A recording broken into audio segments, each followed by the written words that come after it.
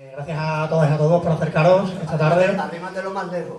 Me lo arrimo más lejos, joder, esas cosas me cuestan un montón, Que nada, lo dicho, que nos apetecía mucho presentar este libro y que viniera Jordi a hablarnos sobre él.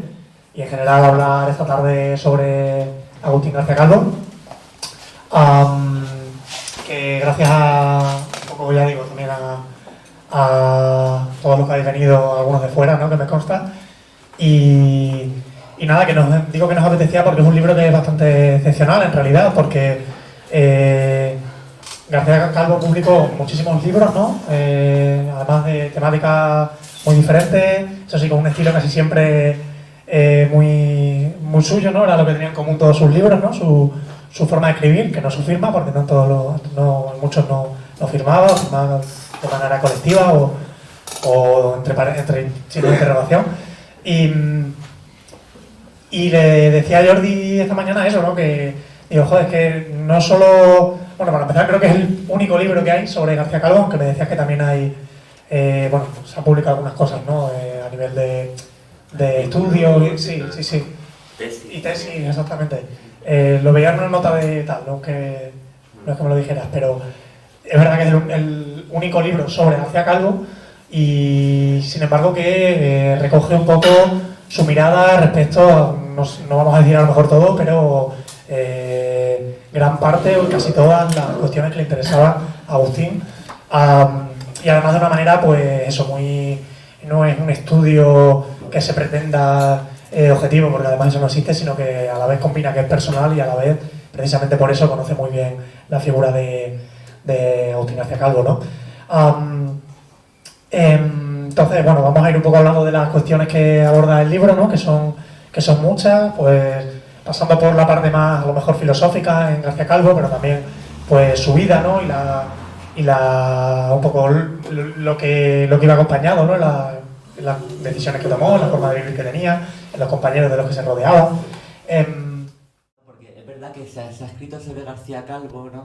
Y bueno, pero como el libro, si lo veis, es sobre García Calvo, pero también es sobre algo más, ¿no? Como una especie como de movimiento o algo así, o una tendencia a la que García Calvo perteneció y que yo creo que es como el pensamiento de García Calvo es como si fuera la ideología de ese tipo de luchas, ¿no? Como que es lo que yo he llamado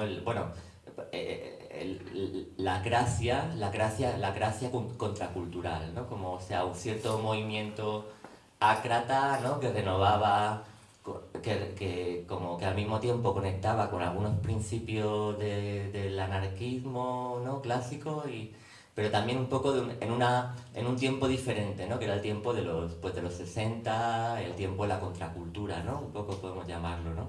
Y entonces hay como, es lo que defiendo yo, que existe una especie como de movimiento ácrata, de tendencia ácrata, no sé qué, ¿no? Como comparándolo un poco con lo que en Francia se llamó el izquierdismo, en el 68, ¿no? Y entonces mi idea era mostrar que el pensamiento de García Calvo era la única ideología original, en realidad, de las luchas contraculturales que hubo en España, ¿no? O sea, realmente fue el pensamiento, porque el resto era... Sí, evidentemente era una mezcla de muchas cosas, de cosas que venían de Estados Unidos, de muchos países, de Francia, no sé qué, pero también, desde luego, estaba ahí como las ideas de García Calvo y bueno, y trato de mostrar como un pensamiento, pero en relación con un periodo histórico determinado, sobre todo desde lo que se llamó, que Amorós lo ha estudiado, ¿no? Todo el tema de las revueltas sácratas en lo que se llamaba entonces Universidad Central, una especie de mayo del 68 español, porque fue eso, pero que tampoco se conoce apenas, se habla muy poquito, ¿no? Como en este país siempre, ¿no? Hay, más bien lo que hay son borrones, ¿no? Siempre se borran las cosas, ¿no? Y tal, y borrón y cuenta nueva, ¿no? Es un poco la lógica de aquí de España. Y bueno, y el caso es eso, que fue como un poco la ideología de ese movimiento como contracultural, la original, la más interesante, ¿no? Y un poco, no sé si alguien lo ha leído, pero también mi libro un poco tiene una relación con un libro que escribió Germán Labrador, que se llama Culpables por la literatura, que hace un estudio muy bonito de la contracultura, de los poetas, pero no solo poetas, sino también performers, o sea, todo tipo de renovaciones que hubo culturales y tal.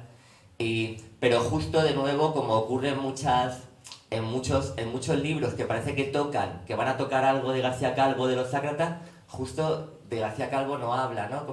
Y me parecía que había una especie de agujero negro ahí, ¿no? En la cultura española alrededor de García Calvo, y que algo interesante podía aparecer ahí estudiándolo, ¿no? Y bueno, entonces yo estudio a García Calvo sobre todo, pero alrededor de él toda una constelación de gente, no era él solo. García Calvo también publicaba muchos textos anónimos con el nombre de la Comuna Antinacionalista Zamorana, no sé si conocéis, pero como que es súper interesante, ¿no? Que tienen como... publicaron varias cositas, ¿no? Como, bueno, así como diferentes manifiestos, y que os recomiendo mucho si no los conocéis, ¿no? La Comuna Antinacionalista Zamorana, ¿no? Como se llama Zamorana porque era de García Calvo, era de allí y tal, pero que es un nombre que no significa que fuera zamorana de Zamora nada más, ¿no? Sino que, bueno, lo habían cogido un poco como Zamora como ejemplo local, ¿no? Yo lo comparo, por ejemplo, con todos los grupos franceses, los situacionistas, por ejemplo, que eran muy próximos a los Sácratas. Ellos eran internacional situacionista, ¿no? Y es significativo que el grupo ácrata español, un poco, que yo creo que dio la base un poco intelectual del movimiento de la contracultura, se llamasen así con un nombre tan local, ¿no? Como tan de pueblo, ¿no? Un poco, ¿no? Como en la línea García Calvo, ¿no? Tan un poco de pueblo, bueno.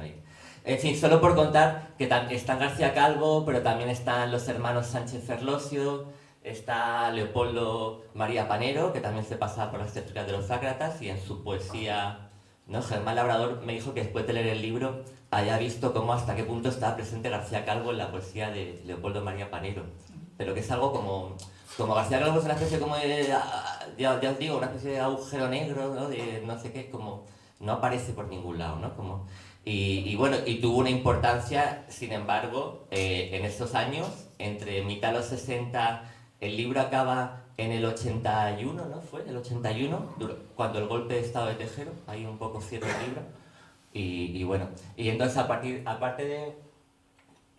de García Calvo está esto también, el joven Fernando Savater, ¿no? No sé si conocéis sus primeros libros, ¿no? Pero como era nihilismo y acción, la filosofía tachada, para la anarquía, panfleto contra el todo, pero eran libros muy interesantes y muy marcados por el pensamiento de García Calvo también, ¿no? O sea, como el libro estudia una especie de constelación, hay como una alianza, hay un poco underground, ¿no? De aquellos años, intelectual, ¿no? Y que giraba alrededor de García Calvo, que publicaba textos anónimos, de la comuna no sé qué, tal, y con un pensamiento muy particular y muy original, ¿no? Que reconocemos a García Calvo, ¿no? Y bueno, y el libro un poco acaba por el golpe de Estado, porque es el momento en que Fernando Savater da el paso a apoyar la democracia y la Constitución, ¿no? Y entonces se separa de sus antiguos colegas ácratas, ¿no? Pero gente como Rafael Sánchez Ferlosio, por ejemplo, ¿no? Que es un premio Cervantes, ¿no? Era una especie como de conspiración, ¿no? Yo lo planteo como una especie de conspiración neoanarquista, ácrata, podemos llamarla simplemente, ¿no? Como que toca con los temas de los 60, ¿no? Y justo lo que me planteaba, ahí como que no se me olvida, Javi, sí, que no se me olvida, ¿no? Pero por aclarar que tampoco era sobre García Calvo, porque también volverlo un tema de estudio y de saber me parece muy poco García Calvista, ¿no? Así como al final es hacer que sea un saber más, ¿no? O a que esté en las enciclopedias, que no sé qué. Yo creo que García Calvo no quería eso, ¿no? Sino quería ser una especie de fuerza viva de transformación, ¿no? Una fuerza viva de transformación, pues, intelectual, cultural, contracultural y tal. Y bueno, y entonces el libro se llama ¿Cómo matar a la muerte? Igual luego podemos hablar también del título, Agustín García Calvo y la filosofía de la contracultura. Y entonces, como yo en el libro también como trato de demostrar un poco cuál sería esa filosofía de la contracultura, ¿no? Como que tiene que ver, daos cuenta que esto era durante el franquismo, ¿no? Se ve bien en la poesía de Panero, por ejemplo, ¿no? Como que los sácratas lo que hacían era una especie de revuelta ética, ¿no? Es lo que llama el libro. Revuelta ética en el sentido de dejar de ser yo, dejar de tener una subjetividad franquista, dejar de vivir como vivían y de pensar como viven y piensan mis padres, ¿no?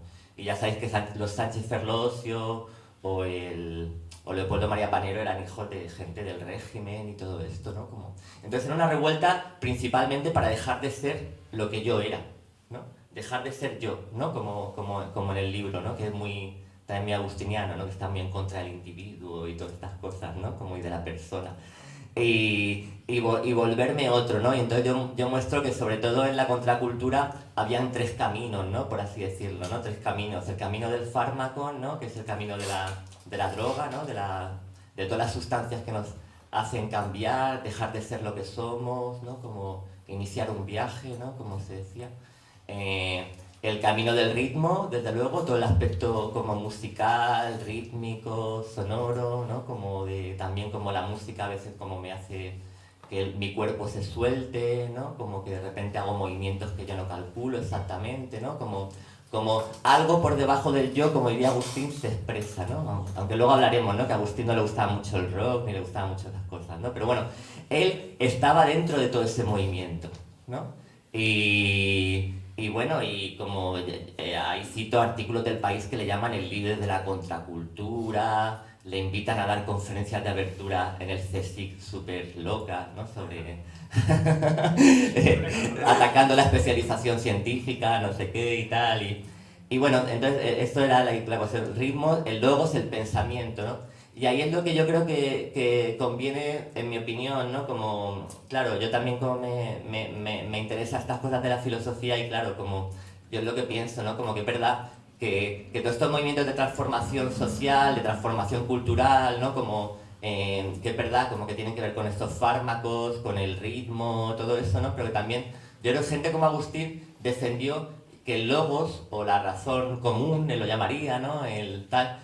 Tenía que tener un papel también ahí, ¿no? Para dejar de ser yo, realmente había que pensar, dejar de ser una subjetividad franquista, ¿no? Había que pensar de otra manera, ¿no? Y eso es lo que propone Agustín, como una especie de tal. Y bueno, y justo en este capítulo hay un texto muy curioso de Agustín que se llama, ¿cómo era? No, la del demonio, no me acuerdo. Sí, lo del karate. Como... Dos formas del pacto con el diablo, dices. Sí, a ver. Sí, no, aparecía aquí en una notita, yo creo, mira. Sí, la carta para persuadir a la venta del alma. Se llama así. Carta para persuadir a la venta del alma. Y entonces es una carta que no fue publicada nunca, hasta muy recientemente, y circulaban entre el círculo de Agustín, ¿no? Porque llegó a tener un círculo alrededor muy importante, ¿no? O sea, realmente fue como, en algunos momentos, en fin, como se metió mucho en el movimiento estudiantil, pues muchos estudiantes le seguían, ¿no? Los estudiantes sácratas, que decían, ni Franco ni Carrillo, ¿no? Era el gran lema de los sácratas, ni Franco ni Carrillo, ¿no? Y bueno, y Agustín llegó a tener como un círculo alrededor bastante importante, y esta carta para persuadir a la venta del alma nunca se publicó, pero circulaba como entre los iniciados, por así decirlo, ¿no? Entre los iniciados a este pensar de otra manera, al pensamiento de Agustín, ¿no? Y la carta lo que decía básicamente es, vende tu alma al diablo, ¿no? Básicamente es eso, ¿no? Como que vas a salir ganando, ¿no? Que vas a ser todas ganancias para los hombres, ¿no? Y pérdidas para Dios, ¿no? Y como Agustín no... En fin, como decía que Dios existía, pero a verlo no lo hay, ¿no? Entonces, él no le gustaba mucho todo este tema de Dios y tal.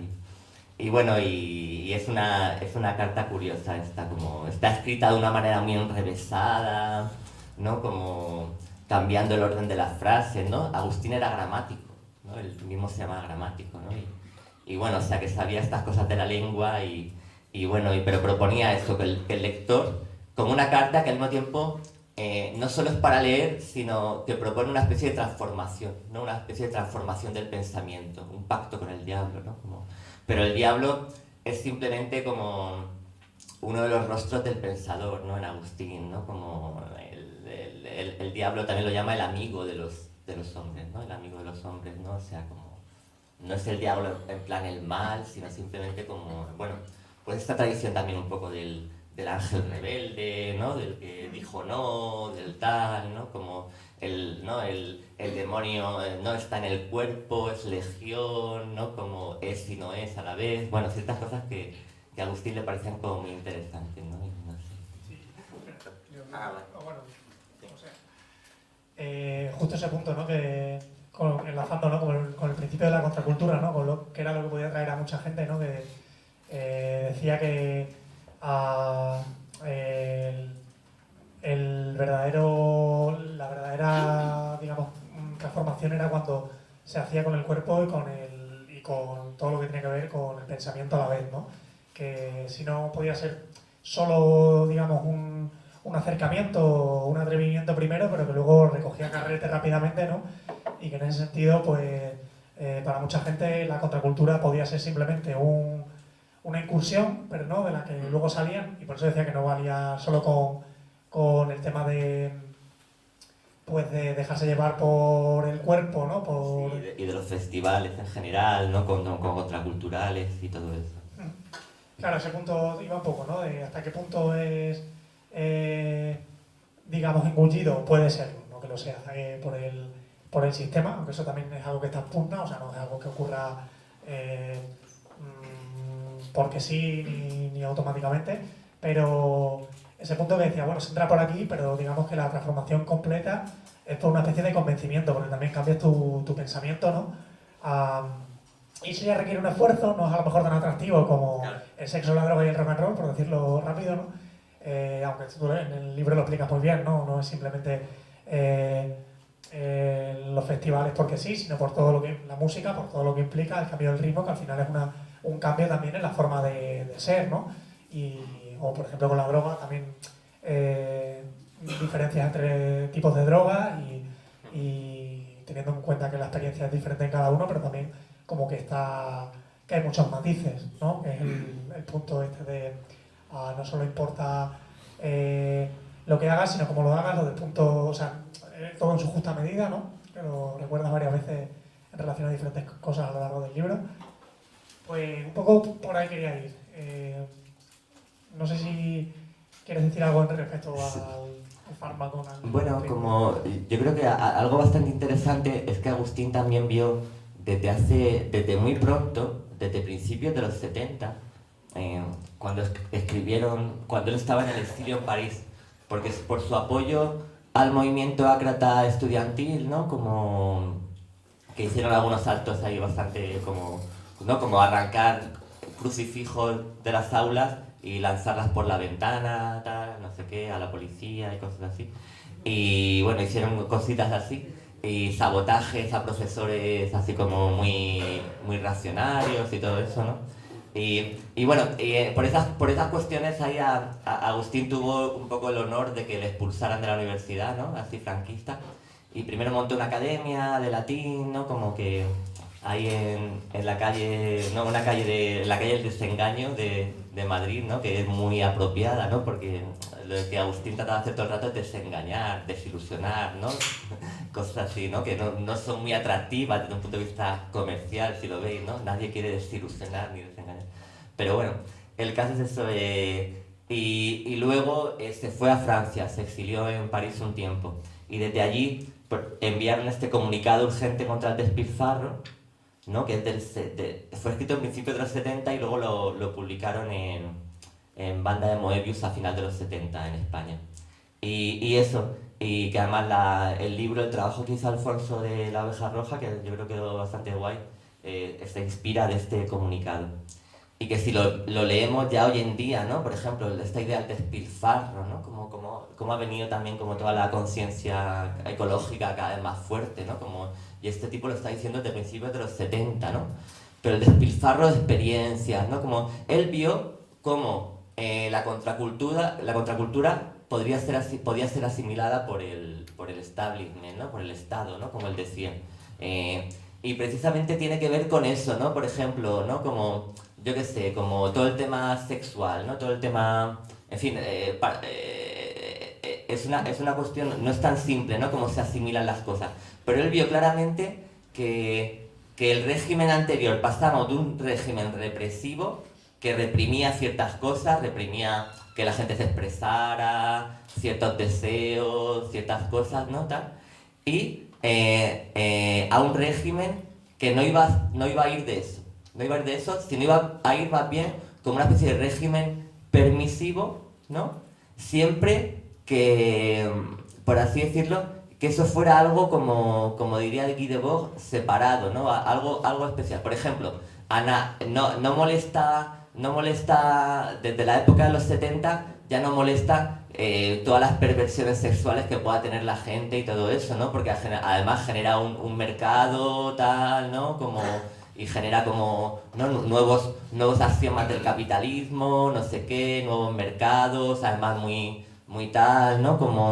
Por eso, porque Agustín tenía una idea como muy particular. Él decía, ¿no? Unas cosas básicas de su pensamiento es que el orden no solo nos hace, ¿no? Como en el 15M, ¿no? Como yo hago varios paralelos entre el 15M y este movimiento ácrata, ¿no?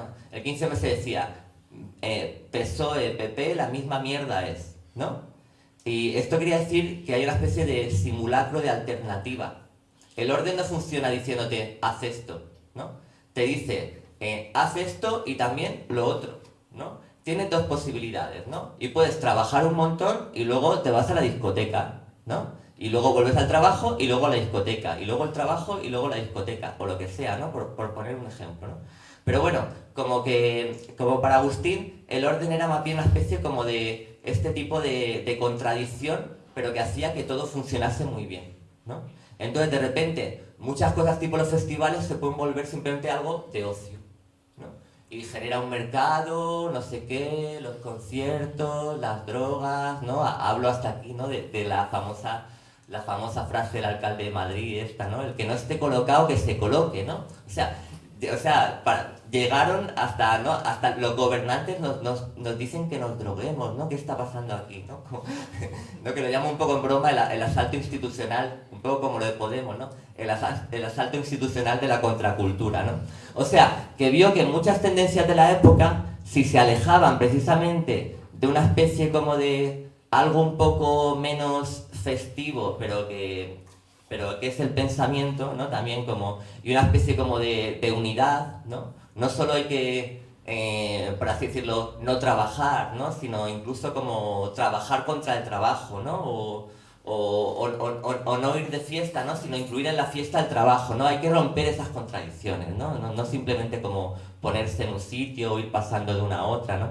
O sea, él vio toda una tendencia en que varios aspectos de la contracultura podían conducir a un orden nuevo, renovado y casi más perfecto, ¿no? Un orden progresado, como él solía decir, ¿no? Como con menos agujeros, más natural, ¿no?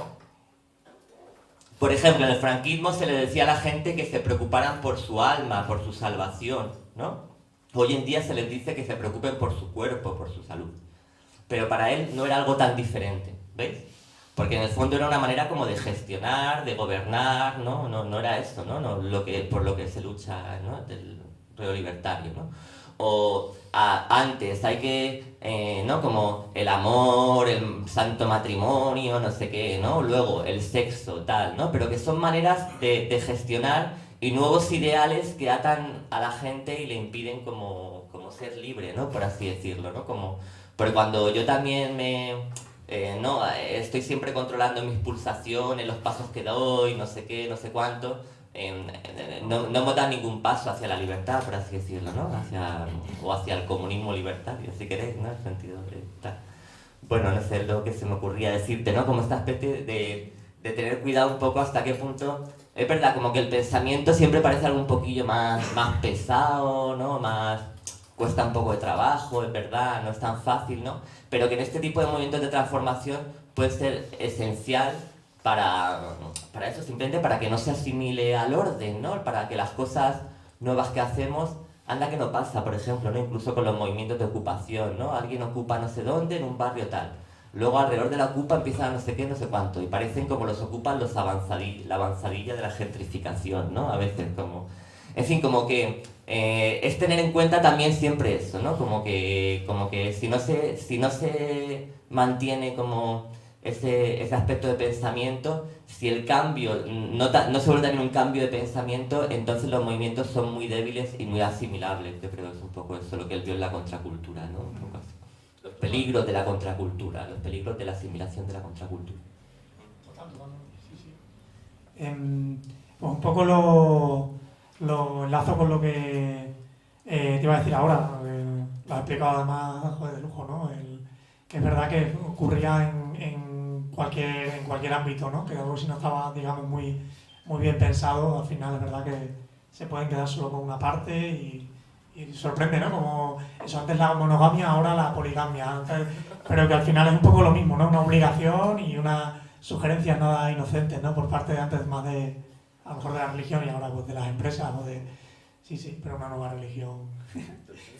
Sí, y yo creo precisamente como me interesa mucho Agustín desde luego, ¿no? Pero también a él no le gusta mucho ser una persona, un individuo, yo creo que tampoco vale la pena obsesionarse con él, pero sí esa especie como de espíritu ácrata, que era una manera de ser como que no era tipificable, por así decirlo, sino como a veces muy contradictoria. Muchos ácratas son muy contradictorios, ¿no? Como la libertad, ¿no? Por ejemplo, hay como Nando Fernández de Castro, ¿no? de Málaga, que era un ácrata que estuvo con Agustín y falleció hace poco, ¿no? Por ejemplo, ¿no? Como, y él estaba muy metido con todos los movimientos sociales de Málaga, la Invisible y todo eso, ¿no? Como, pero claro, a todos los chavales y tal, a toda la chavalería anarca y todo eso de Málaga, le volvía locos porque les fascinaban los toros a este tipo, ¿sabes? Por ejemplo, ¿no? Como, y eso es el rollo ácrata, yo creo, ¿no? ¿Veis? O sea, ese punto en que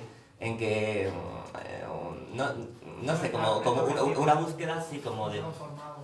Sí, claro, como algo así, ¿no? Como algo, una libertad como un poco mayor que incluso esta especie como de coherencia con nosotros mismos, que coherencia ideológica, no sé qué, ¿no? Como, sino algo una manera de ser como menos así, ¿no? Sin ideas, ¿no? Como decía Agustín. Todas las mañanas me levanto y me trato de quitar alguna idea que tengo, ¿no? Y siempre me queda alguna, ¿no? Pero llegar a no tener ideas, ¿no?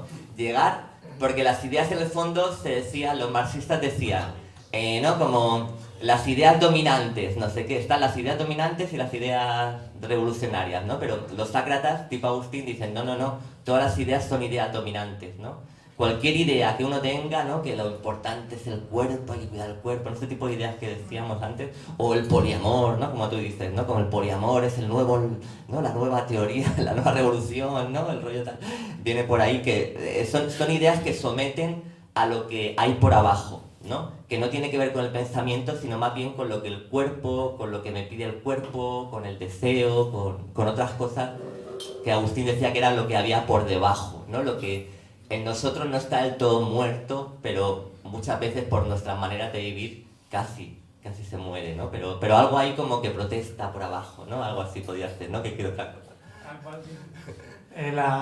Ahora sí, o sea, se ve muchas veces esto en algunos discursos hoy, ¿no? Y es curioso porque se habla de deseo, pero es también discursos prehechos, y entonces el deseo no puede estar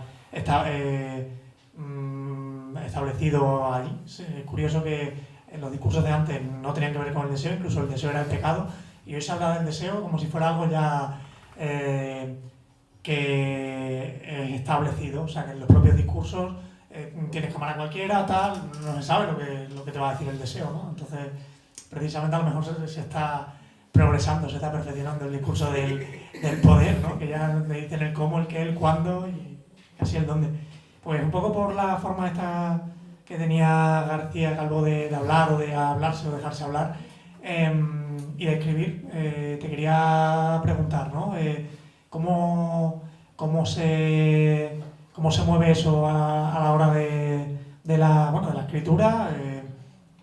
Esa forma tan peculiar que tenía, ¿no? De establecer muchas veces palabras o cambiarles un poco el sentido, ¿no? Poner crear conceptos, ¿no? La persona, la banca, la pareja, Dios, que iba siempre en mayúscula, ¿no? Y que iba creando un nuevo sentido a partir de cómo las iba interrelacionando en su manera de escribir, también de hablar, ¿no? Un poco eso. O por ejemplo cuando decíamos lo de existir, ¿no? Una cosa es lo que existe y otra es lo que hay. Porque lo que hay es lo que surge y no se puede no se puede definir exactamente, ¿no? Pues un poco lanzarte esa bola.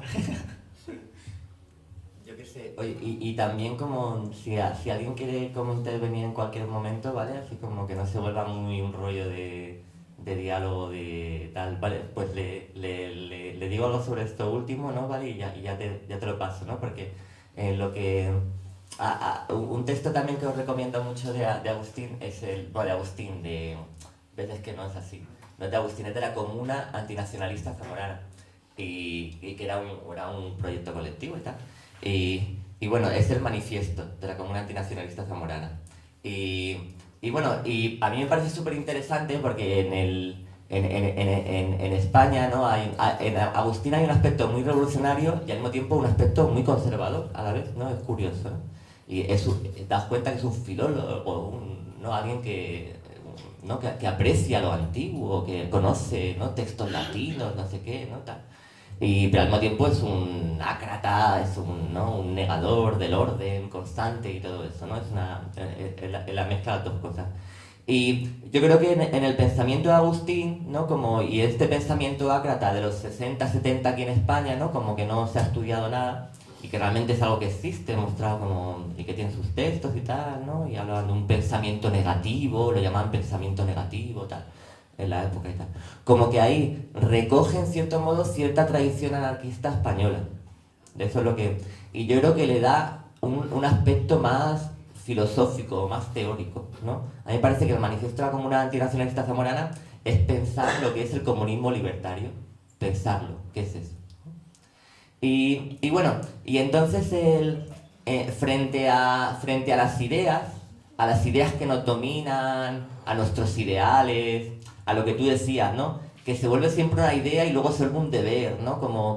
¿no? Igual hasta el poliamor o cosas que pueden ser como interesantes, ¿no? Se vuelve como una especie como de ideal al que uno se somete aunque no le apetezca, aunque no le dé la gana, aunque ¿no? Y un poco yo creo que este rollo libertario también tiene un poco de eso, de lo que da la gana, ¿no? De lo que desea, ¿no? Algo que tiene que ver más con el deseo y tal. Y bueno, y entonces frente a estas ideas y tal, Agustín lo que reivindicaba mucho es lo que llama en este texto, por ejemplo, lo vivo y lo palpable, ¿no? Para él era eso, lo importante de la revolución, ¿no? De la revolución social también, o el aspecto intelectual, es que la gente ya no se rija por ideas, sino que se rija por lo que es vivo y lo palpable, ¿no? Por los cuerpos, más bien, ¿no? Agustín decía como, en plan, con su mezcla de registros y tal, como que la revolución era la resurrección de los cuerpos. Los cuerpos cuando se liberaban de las ideas, ¿no? O los cuerpos cuando se rebelaban contra el alma, ¿no? Contra las ideas sociales, las ideas colectivas, la ideología colectiva, no sé qué. Una especie como de una revolución más bien de los cuerpos, de lo vivo y lo palpable, de lo que se puede ver, tocar, oler, ¿no? Eso es lo importante, eso es lo único importante y no las ideas, ¿no? Y bueno, y ya está. Mira, si querías intervenir, ¿vale? Te lo paso ya. Pero bueno, era por este tema que decías tú, como de no sé, me parece que tenía algo que ver con lo que tú decías, la verdad. Sí, igual nos podemos quedar tú y yo uno, sí, eso es. y el resto que se quede ahí como en la gente. Sí. ¿Quién ha pedido? ¿Me había pedido por algo? Sí. Hola. Mal de Agustín, porque ahora que estoy entre amigos y eso, era un falsario. Trataba fatal a Isabel, era putero, era futbolero, era torero. Escribía en La Razón, escribía en la Gaceta de Intereconomía. No pagaba Hacienda tampoco. Efectivamente, y eso es lo que te iba a preguntar. ¿Lo de Hacienda cómo quedó? Bueno, Hacienda somos todos, ¿no? Al final, ¿no? Como lo hablaba con él antes, ¿no? Y también el Ministerio de Justicia somos todos, ¿no? Como, tal, todos somos todos. Pero bueno, como, yo qué sé, yo lo que pienso es que seguramente Agustín tenía un montón de defectos, ¿no? Probablemente, ¿no? Como, y a veces, yo qué sé, ¿eh? Tú lo sabes de ciencia cierta eso, ¿verdad? ¿No? Hacíamos cruising y no... Ya, bueno. Bueno, pero que por eso precisamente como lo que yo he escrito, lo que yo he tratado de hacer no es sobre la figura de Agustín, ¿entiendes? Como yo creo que ni a él mismo le importaban esas cosas, su propia figura, ¿no? Como realmente no le interesaba mucho todo eso, ¿no? El individuo, la persona, ¿no? Como, o sea, como que, no sé, como yo tampoco, a mí tampoco me interesa tanto, por ejemplo, a él no le gustaba el rock, no sé qué, o no le gustaba tales músicas, o no le gustaba no sé qué, pero yo creo que eso no es lo importante, ¿entiendes? Como porque una cosa es como, bueno, pues eso, la persona, y yo creo que, como él decía, mis errores seguro que son míos, de Agustín García Calvo, mis aciertos son de la razón común, ¿no? Del pensamiento que está en todas las personas, ¿no? Y eso es lo que interesa, ¿no? Hasta qué punto Agustín se ha acercado a ese pensamiento que está en todas nosotros, ¿no? Lo que llamaba el pensamiento de la gente común, ¿no? De la gente que no es... A Isabel le hablaba muy mal. Vale. Ha quedado muy claro eso, sí. Bueno, Isabel también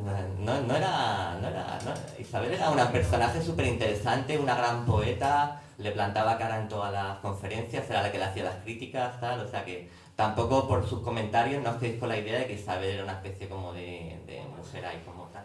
Sí. Mira. Era una mujer ahí potente, ¿eh? Hola. Bueno, primero decir que yo sí conocí a Agustín García Calvo durante 40 años y lo conocí bastante bien, creo. No me consta que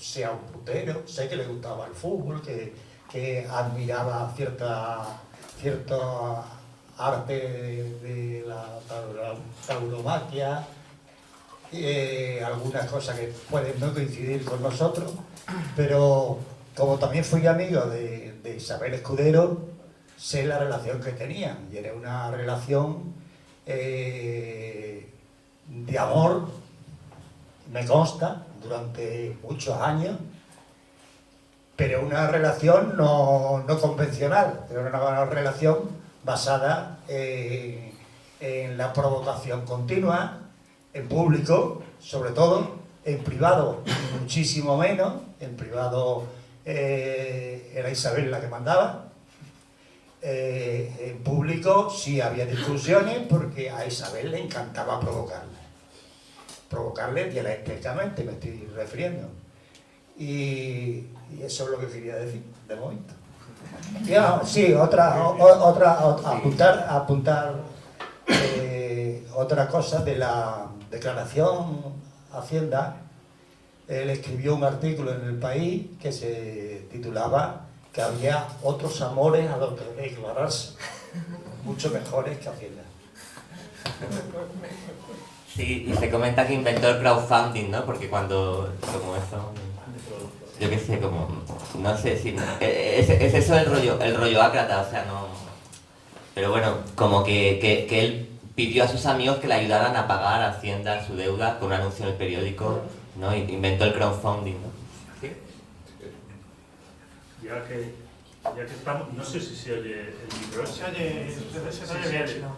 Al micro no, pero... Yo también conocí a Agustín y yo era un chaval y me acuerdo, no voy ni a reivindicar su figura pero lo cierto es lo siguiente. Yo era un chaval, daba unas conferencias que eran, sabías cómo empezaban, no sabías nunca cómo iban a terminar. Entonces yo le dije en su momento, con todo el atrevimiento, le digo, es que siento como si me hubiera hablado Escrivá de Balaguer, pero del movimiento libertario, esta homilía. Y el tío, me acuerdo que se quedó así parado y dice, luego hablamos. Y me acuerdo que después me guiñó el ojo y me dijo, me parece que tú eres el único que me entendió de esta manada de desgraciado.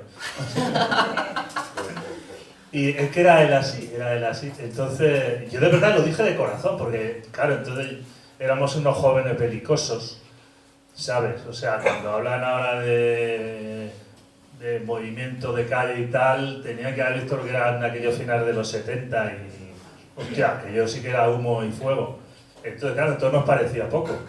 Y él encajaba perfectamente con aquello. Y lo cierto es que después de pasados tantísimos años, que los tengo, aunque sé que no los aparento, gracias por pensarlo, pero tengo 60 menos 4 meses o 5, no sé cuánto, pues con el paso de esas décadas, lo cierto es que no puedo decir nada malo de su obra ni que no me haya impregnado.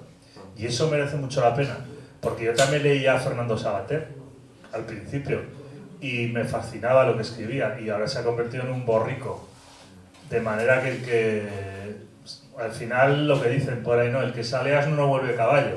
Pues este fue al revés, empezó caballo y devino en asno. En cambio, pues Agustín, caballo y caballo. Ya está, y estoy, por lo menos yo tenía que decirlo, ¿no? Que, o sea, en su momento me supuso un reto a los más militantes, a los más, también, ¿por qué no decirlo?, violentos incluso, o sea, que tuvimos experiencias de todo tipo, también, pues, vamos a dulcificar, con los psicotrópicos, con todo, no éramos infelices, no éramos, pero sí es cierto que nos producía un cierto rechazo ese señor con aquellas patillas, ¿no? Ya bastante aguantamos a García Rúa y sus movidas, ya todos los pesados de la CNT entonces, que eran unos cansinos ya, y pues no sé, pues esto me era un soplo de aire fresco y es de agradecer. Por cierto, Fernando Savater escribía cosas muy buenas, tiene una novela muy buena, la primera se llama Caronte aguarda, que es una novela sobre la guerra sucia, chúpate esa. Es muy buena. Sí, y yo que sé, tiene un artículo elogiando a la Baader-Meinhof en la época. Y una sección que llevaba en Bicicleta, revistas de comunicación libertaria, de la que existe la colección en PDF en internet. Si queréis yo os paso. Y es una cosa para leerla, ¿eh? Para leerla. Y a mí me interesa también el libro, porque el mismo Fernando Savater, cuando renegó de todo eso, es como si su primera obra no existiese, ¿no? Y me apetecía también rescatarla porque, bueno, porque seguro que le fastidia un montón, ¿no? Porque le gustaría enterrar todo eso, ¿no? Como en el olvido y tal. Y es verdad que García Calvo, ¿no? Yo como parto un poco del 15M, la situación del 15M, ¿no? Que ya sabéis que Agustín bajó a las plazas y todo esto, ¿no? Y hizo su tertulia allí y tal. Y claro, y ahí ves el contraste, ¿no? Y Fernando Savater estaba insultando a los mentecatos del 15M, como que no entendían lo que era la democracia y demás, ¿no? Ves el contraste de las trayectorias, ¿no? Que desde luego la de Agustín ha sido una trayectoria durante la transición de disidencia y ha permanecido así fiel hasta el final. Eso, nos guste más o menos la figura o lo que sea, pero yo creo que también, al menos en el libro, lo que me planteo es que a veces no se le ha entendido muy bien. ¿Entiendes? O sea, como que en el momento causaba rechazo, pero como tú dices, dejaba también una huella, ¿no? Como algo así, ¿no? Y yo creo que luego mucha gente que ha hablado también incluso del CNT o de... Bueno, como que en realidad como le echan mucho de menos, como saben que sus intervenciones siempre eran algo como a tener muy en cuenta, aunque pareciera una cosa muy friki, ¿no? Que de repente hablaba del tiempo, del futuro, de cosas que no parecen que estén en el orden del día de ningún grupo político o sindicalista o lo que sea, ¿no? Pero lo que trato de mostrar en el libro es que, ¿no? Como en una tradición realmente anarquista, ¿no? Pensemos en Durruti, ¿no? Durruti. No nos asustan las ruinas, ¿no? No nos asustan las ruinas, ¿no? O sea, sus intervenciones trataban de destruir las ideas que tenía la gente, las cosas en las que creía. Quería liberar a la gente de sus ideas y que pudiera surgir otra cosa. Y por eso, en general, la gente salía un poco desorientada de sus conferencias y todo. No sabía lo que había pasado, no sabía muy bien, ¿no? Pero él realmente tenía esa esperanza de que quitando todo lo malo, ¿no? Como destruyendo, pero, y ahí viene el punto, destruyendo desde un punto de vista, él siempre defendió mucho la acción cultural, por así decirlo, ¿no? O sea, como, ¿no? Que claro, como está claro que la gente que quiere como, ¿no? Darse de hostias o lo que sea, ¿no? Como que puede ser muy, muy, muy respetable y demás, ¿no? Y forma parte de las cosas, pero también lo que él reivindicaba y lo que yo trato de reivindicar un poco en su libro es que no hay que dejar de lado revolucionar las cosas en la cultura también, es lo que quiero decir, ¿no? Y él era completamente en ese aspecto pacifista, no le interesaban mucho los tumultos y todo eso, pero él trataba siempre con su discurso de que la gente dejara de ser quien era, de que lo que pensábamos que éramos abrirnos un espacio de libertad para poder ser otra cosa, ¿no? Y para eso era atacando las ideas, las creencias, la fe de la gente, ¿no? Y él pensaba que así es bonito porque él nunca quiso dar consejos sobre lo que había que hacer, lo que había que pensar, lo que había que decir, cuál era la buena línea de acción o lo que sea, o la acción ejemplar o historias así, sino más bien, su labor era más bien crítica siempre, negativa, ¿veis? En este aspecto un poco de al menos permitir que tal vez algo surja de dentro de la gente, desde abajo de nosotros, y ya no sea como tan reprimido por nuestras ideas fijas, por nuestras creencias, ¿veis? Más bien tratar de abrir espacio, ¿no? Es lo que él trataba de decir también, abrir espacio en nuestras ideas y nuestros pensamientos, ¿no? Y bueno, y yo creo que es una pena, yo creo que no se le escuchara un poco más en algunos aspectos, ¿no? Porque cuando le lees sobre la droga, ¿no? Por ejemplo, tiene unas páginas sobre la heroína también, como que cito ahí en el libro, que me parece fascinante, ¿no? Y luego el debate sobre la heroína en la contracultura vino mucho después, ¿no? En el número especial de Ajo Blanco. Y bueno, ya sabéis lo que pasó también, ¿no? Yo eso lo viví cuando era niño, ¿no? Como que mucha gente del mundillo de la contracultura, pues eso como yonkis perdidos, no sé qué, ¿no? Eso pasó un montón también. O sea que yo creo que el pensamiento va un poco más despacio, es verdad, pero que igual también permite un cambio más real y no tan, ¿entendéis? No tan como a la desesperada o no tan recuperable tan fácilmente, ¿no? Como él tiene su editorial Irrecuperables, ¿no? Así como... Agustín, desde luego, incluso Leopoldo María Panero, lo digo en el libro, se enseña hoy en día en los manuales, ¿no? Al loco de Panero.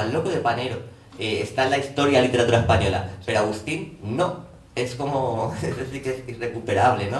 Algo ha conseguido él, ¿no? Como, no sé, como él dice en su poema, ¿no? También como los sonetos teológicos, ¿no? Enorgullécete de tu fracaso, ¿no? Como cosas así, ¿no? Como tu impotencia es tu mayor virtud, ¿no? Como, en fin, como tiene ese aspecto muy de hacer un trabajo en la sombra y de querer seguir haciendo ese trabajo en la sombra y un trabajo persistente, ¿no? Un poco ahí caiga quien caiga y tal, y no sé si tú quieres decir algo, Bueno, Javi. primero, si hay alguien, yo sí que tengo alguna cosa más que decirte, pero si hay alguien por ahí que no, mira, Javier. Bueno, yo creo que se me escucha bien, ¿no? Sí, venga. Bien. No, me refiero a que así. Toma. A ver. Bueno, pues nada, si me lo dices. Yo quería decir que quizá hay un punto que no hemos hablado, porque claro, no se puede hablar de todo, yo entiendo, pero también tuvo mucha importancia, y es por la relación que yo tenía sobre todo con él, que es la relación con el teatro. El teatro y el cine en cierta forma, porque él era muy amigo de Víctor Erice y de muchos de los directores malditos que todavía... Martín Patino, Basilio Martín Patino. En fin, con el cine tenía mucha relación y con el teatro. De hecho, se representó aquí en Mérida una obra de Edipo Rey de José Luis Gómez, me parece que era, no sé si está, que fue quizás el mejor Edipo Rey, versionado por Agustín García Calvo, y yo recuerdo cuando vino, dio una proclama, un discurso, encima de las columnas del templo de Diana, del templo de Diana, cuando el templo de Diana además eran piedras lo que había debajo, que era un peligro, lleno de gente. Él se empeñó en contra de todo el mundo en subirse y dar el discurso desde allí, y no en los micrófonos que había preparado debajo, se subió allí y dio su discurso, y allí, y me acuerdo que Isabel Escudero, su compañera, decía, se va a matar, asustadísima, ¿no? Bueno, simplemente hablar de la faceta que él tenía con respecto al teatro, ¿no? Que amaba el teatro clásico sobre todo, pero él tenía versiones y obras que se han ido representando casi siempre, pues eso, en Ateneo y sitios de Malvivir. Pues igual podemos seguir dando la palabra, ¿no? A la gente, sería hablar por ahí. ¿Tienes por ahí más voces? ¿Eh? No sé si... ¿Alguno quería Allí en el decir algo por ahí? Dale. Pues no. A ver, Pero yo creo que en el fondo había alguien que quería hablar antes. Pues mira. una vez que quiero hablar. El momento no pasa. Bueno, se me escucha. Sí. Yo pienso, bueno, la filosofía es un poco la libertad individual de cada persona por encima del poder del Estado, ¿no? Ya sea dictatorial o sea democrático, ¿no? Habla un poco de la filosofía de esa libertad individual del cuerpo y de los sentidos, ¿no? Quizás entiendo yo lo que estás hablando tú de la filosofía un poco que quiere transmitir García Calvo, ¿no? ¿Puede ser eso? Bueno, mira, él ni siquiera le gustaba la palabra filosofía, en fin, tenía sus historias, pero igual no vale la pena entrar mucho en eso. Pero es verdad como que yo creo que precisamente, y ahí lo interesante, ¿no? Porque, claro, él era muy ácrata en este aspecto que estoy diciendo yo, pero que también, claro, y siempre estaba más bien en círculos próximos a la CNT, ¿no? Círculos libertarios y todo esto. Pero también tenía sus polémicas con los anarquistas, ¿no? Y sobre todo con esta idea anarquista de que se puede, anarquista digo, bueno, cierto anarquismo más individualista, ¿no? Y tal, ¿no? Que se puede oponer el individuo al Estado, ¿no? Como la libertad del individuo contra el orden del Estado. Y para él, la idea de individuo era una cárcel, Pensar que somos un individuo nada más aislado del resto, que no tenemos nada en común, tal, para él era una cárcel. Y eso me parece súper interesante pensarlo hoy en día, ¿no?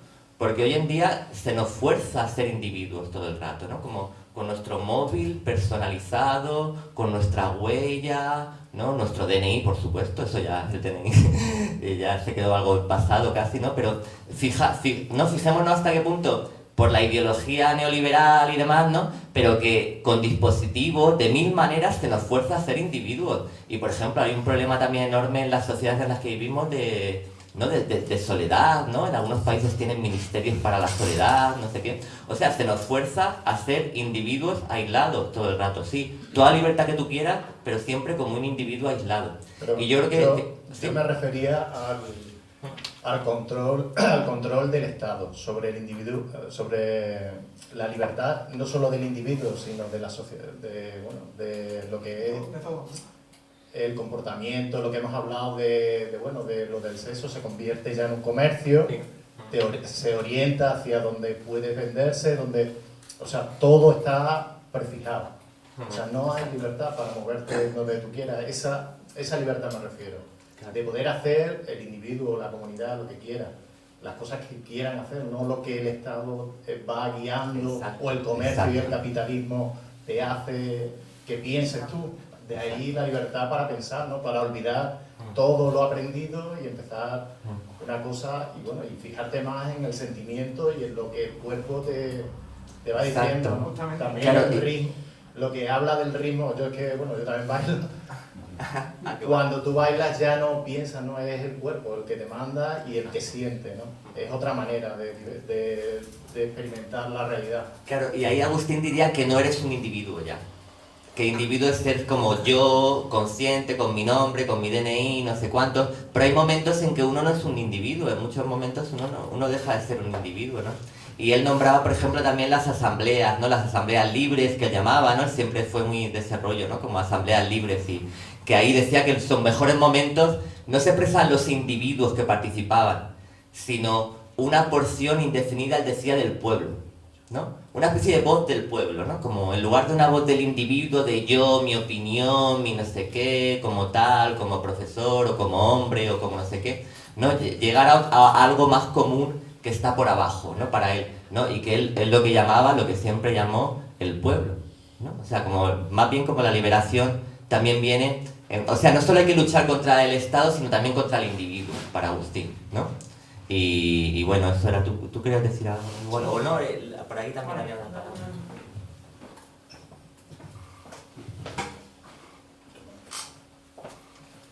Bueno, ¿sí? Sí, está verde, pero se oye. Se oye. Ah, perdón. Bueno, pues muchas gracias por todo lo que nos estás contando y lo que estás provocando que podamos decir. Yo quería comentar solamente una anécdota y una preguntita. En relación con la comuna zamorana, pues yo no recuerdo muy bien ahora mismo porque hace ya mucho tiempo, claro, si fue la comuna zamorana o lo dijo, o se lo oía él directamente cuando él hablaba de por qué la comuna zamorana. Y decía, coño, es que en Zamora no ha nacido nadie importante, ¿no? Y entonces coge y se apunta a Viriato. Y él dice que Viriato nació en Zamora y de hecho en Zamora, la parte antigua, Viriato tiene un monumento. Bueno, entonces nosotros como lusitanos ahí algo tenemos que decir, pero bueno, es que además tampoco es verdad porque en Zamora nació Baltasar Lobo, magnífico e importantísimo escultor, ¿no? Que tiene un museo muy bonito, por cierto. Y luego la otra cuestión que me parece más pavorosa es por qué un pensador y sobre todo un tipo tan coherente con lo que pensaba, su manera de vivir, de actuar, de comportarse, ¿no? Se ha corrido un tupido velo sobre él, ¿no? Yo creo que realmente porque era un personaje incómodo, intelectualmente y formalmente, ¿no? Y no creo que sea sencillamente el pensamiento oficial. A mí me da la sensación que hay otra fuerza, y me atrevería a decir que el Partido Comunista, que yo no sé ya si existe, yo estudié ciencias políticas y teníamos un grupo ácrata importante, con movidas muy importantes, y prácticamente las acciones que hacíamos en determinadas asambleas que montaba, digamos, en la facultad, nosotros hacíamos intervenciones, lo que ahora se puede llamar happening, que yo creo que más que la policía que estaba dentro y la Brigada Política Social, nos acababan machacando la gente del Partido Comunista. Si esto lo elevas a un nivel intelectual, no sé yo, es una pregunta, no sé si, porque nunca me había planteado por qué ha desaparecido García Calvo, porque para nosotros no ha desaparecido, pero como dice Javier, efectivamente sigue estando en el teatro, por ejemplo, ¿no?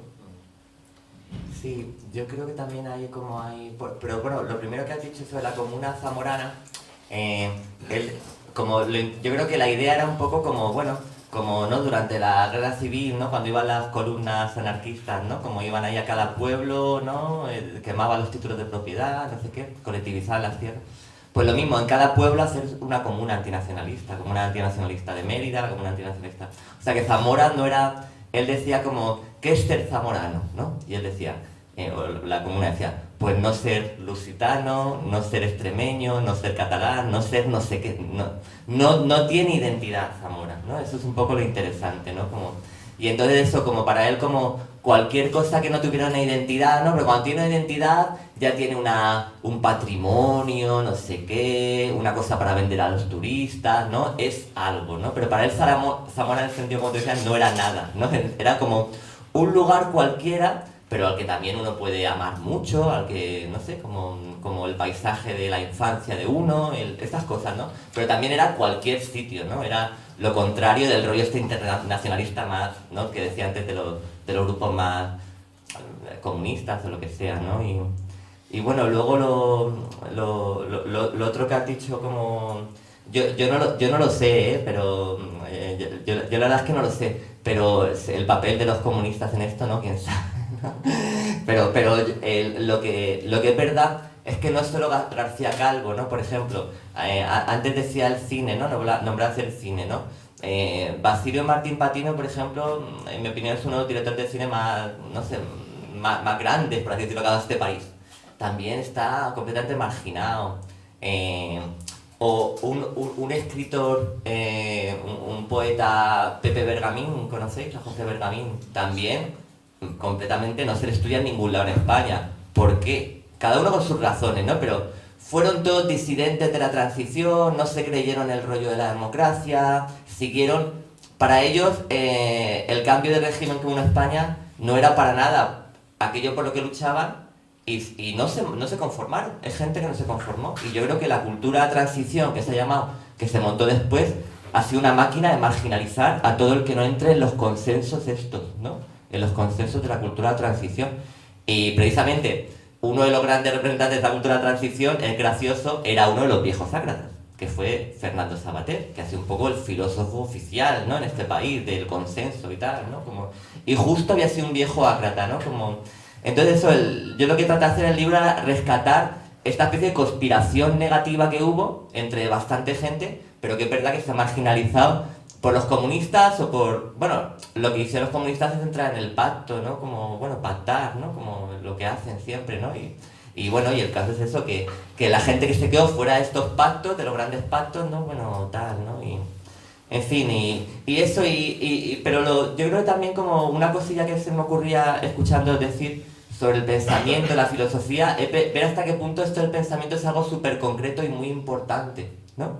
Él decía, García Calvo en el Sermón de Ser y No Ser, un poema que es como importante en su pensamiento, decía que cada vez que la policía le pide el DNI a alguien, está haciendo un acto metafísico. O sea, nos está obligando a ser idénticos a nosotros mismos. ¿Y si nos olvidamos de quién somos?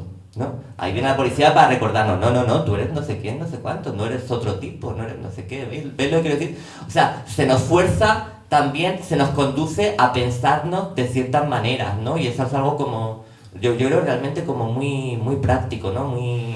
Por eso yo creo que realmente es importante estas cuestiones de pensamiento. Ya sé que parece ahí a veces un poco tal como jopeta, pero que es importante realmente porque es que la dominación también tiene que ver con esas cuestiones, ¿no? Y pensar de otra manera, pensarnos de otra manera, también abre espacios de liberación, ¿no? Sí. La verdad que lo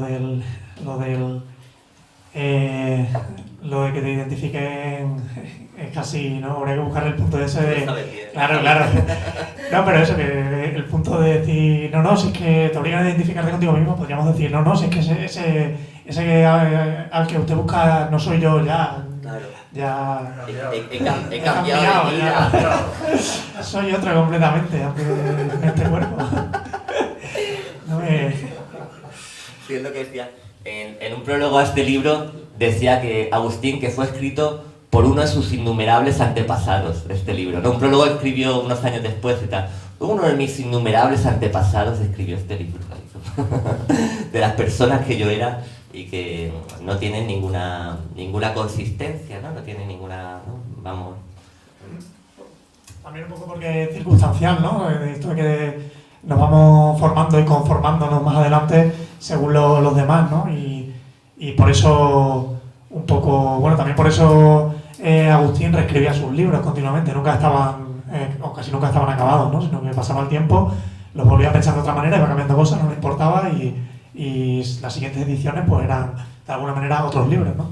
Como las personas que también vamos siendo otras, ¿no? Aunque tuviera el mismo título y el mismo DNI. No, pero que te quería preguntar antes por un poco algo que habíamos dicho, ¿no? Y que me ha gustado mucho cuando lo he releído estos días en el libro. El tema, bueno, pasas hablando, ¿no? De la Universidad Central y un poco del conflicto estudiantil y tiene que ver un poco también con lo que decía ahora Damián y tal. Pero esto de... Creo que se ha ido. Sí, no, está bien. Bueno, sí. El punto de cómo dice precisamente que los estudiantes no se tienen que identificar como estudiantes y los trabajadores tampoco como trabajadores, o sea que intentar romper esa división, ¿no? Creo que funcionó en el 68, ¿no? En el sentido de que los estudiantes no tenían que estar, ¿no? Como decían los comunistas de partido al servicio de los trabajadores, sino que al revés, tenían que ser estudiantes en el sentido propio más original de la palabra, ¿no? O sea, tenían que estudiar más allá también de lo que le dijeran los profesores, sino estudiar la vida y estudiar las relaciones sociales y estudiar todo lo que les apeteciera y lo que les suscitara el ánimo. Y los trabajadores también tenían un poco que, o sea, no tenían que ser estudiantes de graduación o seguir las pautas o seguir los exámenes o seguir... de hecho, le decía, bueno, esto de que los exámenes fueran, ¿no? Que era una manera de convertirte primero en estudiante y luego en trabajador y tal. Entonces, pues un poco ese punto de la especialización, ¿no? Y también los trabajadores tenían que ser trabajadores de esta manera y cada vez pues más centrados en tareas concretas y un poco que no, que hay que romper eso y hay que romper la especialización, ¿no? Y no hay que pensarse ni como trabajador ni como estudiante porque eso también es esto de las separaciones, ¿no? De separar todo en la vida, lo que decía de los situacionistas, ¿no? Un poco de que esas formas de hacer, que al final son prácticas, simplemente pues se les intenta conformar de una manera y darle una identidad de nuevo. Bueno, Y eso me gusta mucho, ¿no? La crítica a que cada persona hace esto y solo puede hacer esto y además tiene que ser el mejor haciendo esto y bueno, a lo mejor te puede apetecer de repente hacer otra cosa y te puedes olvidar de un poco... Y el tema del que hablábamos antes también, del exceso de pedagogía que hay hoy, ¿no? De que toda profesión requiere de un título y de un permiso. Sí, el tema es como, con esto de los estudiantes, yo creo como que Agustín se sentía muy identificado con ser estudiante, con la condición estudiante, porque le parecía un estado de indefinición, ¿no? Porque ser estudiante es que todavía no eres algo, todavía no tienes una profesión, todavía no te has emancipado, todavía no has llegado a ser lo que vas a ser, ¿no? A ser idéntico a ti mismo, a tener tu profesión, tal vez formar una familia, sino que es un estado en transición, ¿no? En tránsito, ¿no? Ser estudiante, ¿no? Pero tampoco ya eres exactamente como un niño o lo que sea, ¿no? Y entonces le parecía que esa condición era estupenda por sí misma y que todo el mundo debía ser un poco así indefinido, ¿no? En ese aspecto, ¿no? Como no hace falta ser algo, ¿no? Ni llegar a ser algo, ¿no? Como dice, ¿no? Que los estudiantes no se sabe muy bien de qué viven, ¿no? Viven del cuento, lo que pillan por aquí y por allá, ¿no? Como eso le interesaba un montón a Agustín. Entonces lo que le parecía más bien, más que yo lo comparaba con algunos grupos franceses, los maoístas, por ejemplo, ¿no? No sé qué, o los situacionistas, ¿no? Que llamaban un poco a organizar a los obreros, que los estudiantes tenían que organizar a los obreros, ¿no? A organizar a los trabajadores en consejos obreros, aunque sea, como decían los situacionistas y tal. Y no, como decía, como que los estudiantes lo que tenían que hacer como era profundizar en sí mismos, ¿no? Decía que la propia condición estudiante es una herida del sistema, ¿no? O sea, como alguien que estudia, en realidad está atacando el capitalismo, en cierto modo, el Estado, ¿no? Porque no está haciendo nada productivo, no está haciendo algo en concreto, está como mirando, observando, estudiando, criticando, no sé qué, ¿no? Bueno, entonces le parecía como algo como tal. Y también con respecto a los trabajadores, ya el tema siempre es esta idea un poco negativa, ¿no? Que hay que entender, que yo creo que viene un poco también del anarquismo clásico, ¿no? Como de no proponer un nuevo Estado o lo que sea, ¿no? Sino más bien eliminar todo lo que oprime a la vida social, ¿no? La sociabilidad, ¿no? Humana o lo que sea, ¿no?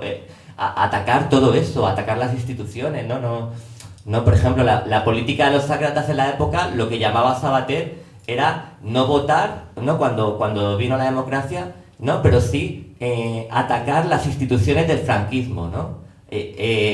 García Calvo lo decía, antes que construir una nueva España hay que destruir completamente la que hay, ¿no? No se puede construir sin destruir antes, ¿no? Y ahí es muy... Parece un tipo como muy intelectual y tal, pero tiene una gran radicalidad ahí, ¿no? Le parece que destruir es lo más difícil, es algo súper complicado de hacer, ¿no? Destruir bien, ¿no? Sin que sea simplemente una violencia estúpida que te lleva de nuevo a no sé qué, sino realmente conseguir como destruir como las cosas que nos oprimen y tal, y entonces, para los sácratas, claro, no se trataba de organizar a los trabajadores, ¿no? Agustín lo decía en el sentido de que lo interesante, el trabajo ácrata era un trabajo en cierto modo contra sí mismo, ¿no? Los sácratas muchas veces, o los estudiantes mismos, eran en la época pues hijos de burgueses y tal, eran gente bien, ¿no? Entonces, lo que trataba de hacer Agustín era dejar el campo de la burguesía en ruinas, todo lo que pudiera, ¿no? Más bien como destruir desde dentro las ciertas lógicas de la universidad, ciertas cosas de la burguesía y tal, pero sin pretender, como siempre, como organizar la toma del poder, la supuesta toma de poder de los trabajadores o estas historias, ¿no? Sino más bien decía, nuestro trabajo es dejar el campo de la burguesía en ruinas, ¿no? Un poco como Durruti, ¿no? Yo creo que es un poco como Durruti, ¿no? Pero bueno, cuando algo está en ruinas, pues de repente crece vegetación, vuelve a haber un poco de vida, ¿no? Donde no la había, ¿no? Como las ruinas no están bien también, ¿no? Y bueno, por eso es lo que me recordaba lo que has dicho tú, ¿no? Como que no tratar ni organizar a los trabajadores, sino más bien eso, como... Desorganizarles, ¿no? Porque decía, hacerles salir sí, de su, es cierto, ¿no? exacto, exacto. exacto. De clases, ¿no? Que decía que los estudiantes podían ser Claro. para desclasificar, ¿no? Más que desclasar. Sí, exacto. Bueno, no simplemente eso, ¿no? Me gustó mucho cuando lo leí el tema este de cómo los exámenes, ¿no? Ya son ya una prueba, ¿no? Y que como había una revuelta contra los exámenes y hoy casi vivimos, en el 68 digo, y hoy vivimos casi, o sea, es decir, un exceso de exámenes en todos los aspectos de la vida, ¿no? Decías algo así en el libro, como que si los exámenes sirven como para quitar el gusto por el estudio y convertirlo en algo pesado y tedioso, porque estudias por aprender algo concreto, bueno, la crítica, ¿no?, habitual que se le hace al sistema educativo, ¿no? Pero es verdad que leyéndolo así decías, hostia, claro, ¿no? Si es que estudiar, que podría ser algo gozoso y no ser exclusivo de los estudiantes, ¿no? Porque dicen esto, pues de los trabajadores, pero también de la gente mayor, pero que no sea simplemente algo que haces durante un tiempo para luego trabajar, que no sea una especialización, que sea un tal, y que no sea para especializarte en un trabajo, sino para luego ver qué es lo que quieres de verdad, ¿no? Tener ese tiempo. Sí, yo creo, por ejemplo, el ejemplo del examen, desde cualquier cosa se puede llegar un poco a lo mismo, ¿no? Porque el examen, ¿qué es? ¿No? Como es Agustín, por ejemplo, siempre decía como que el futuro era el tiempo de la muerte, ¿no? Que realmente, como todo lo que tiene que ver con el futuro, como cuando tenemos planes, proyectos de futuro, todo eso es algo que encadena, ¿no? En cierto modo, ¿no? Todo el rato. Y que nos hace que vivamos de una manera un poco más muerta, ¿no? Como que muramos un poco, ¿no? Tener demasiado futuro es tener mucho futuro es tener mucha muerte encima, ¿no? Porque el futuro tapia a la vista, se pone delante, ¿no? Y bueno, con lo de los exámenes está muy claro, ¿no? Porque el examen se pone, el estudio podía ser algo subversivo, ¿no? Alguien podía leer un libro, pensar, por ejemplo, que su vida, ¿no? Imaginaos, ¿no? Una mujer lee un libro feminista y piensa que su vida tiene que cambiarla, ¿no? Hay algo en el estudio, en la lectura, en estas cosas, subversivo, que puede hacer que la gente cambie su forma de vivir. ¿Cómo hacer del estudio algo completamente inocuo? Con los exámenes, ¿no? Porque entonces el estudio tiene ya una finalidad, que es aprobar el examen, y se estudia para aprobar el examen, para el futuro, ¿veis? Y luego el examen es un futuro, pero hay un montón de futuros más, ¿no? La nota que me tiene que dar los estudiantes, las becas, no sé qué, mi futuro profesional, ¿veis? El futuro. Y yo creo que sí que es verdad que de ese tiempo a esta parte, ¿no? Es verdad que el futuro se ha hecho, al mismo tiempo, estamos siempre viviendo en el futuro y al mismo tiempo el futuro está negrísimo, ¿no? Es una cosa muy extraña, ¿no? Porque todo el mundo piensa que con la crisis climática y tal, que, bueno, que vivimos ahí un tiempo ahí medio apocalíptico, pero al mismo tiempo siempre estamos viviendo como en el futuro, ¿no? Entonces eso es como, tiene un punto liberador, ¿no? Es como decir, cuando uno estudia no para aprobar un examen, es cuando el estudio se vuelve algo como realmente liberador, crítico y tal, ¿no? Pero el examen encadena el estudio, ¿no? Hace que el presente se someta a una especie de disciplina que ni siquiera es algo que exista, sino que está en el futuro, ¿no? Y claro, y en las universidades hoy en día se ve un montón, que los estudiantes tienen un montón de pruebas, de parciales, finales, no sé qué, trabajos que entregar. Eso ha empeorado mucho desde mi época. O sea, ya no te puedes pasar ahí las tardes jugando porros, ¿sabes? En tal y charlando.